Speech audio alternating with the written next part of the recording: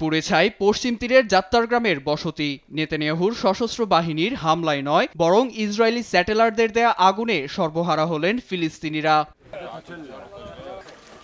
থেমে নেই ইসরায়েলি বাহিনীর হামলা, চলছে ধরপাকড়। ফিলিস্তিনিদের পাকড়াও করতে বেথলেহেমের পশ্চিমাঞ্চল, দক্ষিণের হিব্রন ও নাবলসে আয়রন গেট বসিয়ে সামরিক অভিযান পরিচালনায় ব্যস্ত ইসরায়েলি বাহিনী। ক্ষেপণাস্ত্রের চেয়ে বেশি ভয়াবহ ইসরায়েলি সেটেলার। তারা দুদিন আগে এখানে এসে হামলা চালায়, বাড়ি ঘরে আগুন লাগিয়ে দেয়, আমাদের রসদ, গৃহপালিত পশু সব নিয়ে যায়। তাদের চেহারা মাফিয়াদের মতো ঢাকা ছিল। গাজার অভ্যন্তরে শরণার্থী শিবিরে হামলার তীব্রতা বাড়িয়েছে দখলদার বাহিনী। এতে মধ্যাঞ্চলের দের আল বালার নিজ তাঁবুতে স্ত্রী ও সন্তান সহ নিহত হন আল আকসা রেডিওর সাংবাদিক আবু সাইদ হুসাইন। এমন পরিস্থিতিতে হামাসকে অস্ত্র সমর্পণের আহ্বান জানান ফিলিস্তিনি প্রেসিডেন্ট মাহমুদ আব্বাস। চটে গিয়ে গালমন্দ করেই গাজা পরিচালনার দায়িত্ব ফিলিস্তিনি কর্তৃপক্ষের হাতে হস্তান্তরের আহ্বানও জানান তিনি।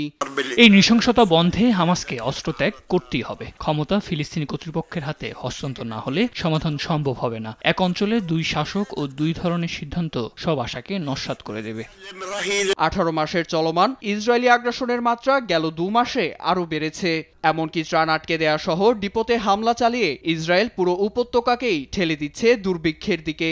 মানবাধিকার লঙ্ঘনের শামিল এ ঘটনাকে যুক্তরাষ্ট্রের রিপাবলিকান আইন প্রণেতারা সমর্থন করেন বলে দাবি ইসরায়েলের অতি ডানপন্থী নেতা ও জাতীয় নিরাপত্তা মন্ত্রী ইতামার বেন গাভিরের। নিউ হ্যাভেন সফরে থাকাকালীন বেন গাভিরের এ বক্তব্য ঘিরে বিক্ষোভে উত্তাল হয়ে ওঠে ইয়েল বিশ্ববিদ্যালয়। দেশের মাটিতে তার মতো শয়তানের দূতকে সহ্য করা হবে না বলে মত বিক্ষোভকারীদের।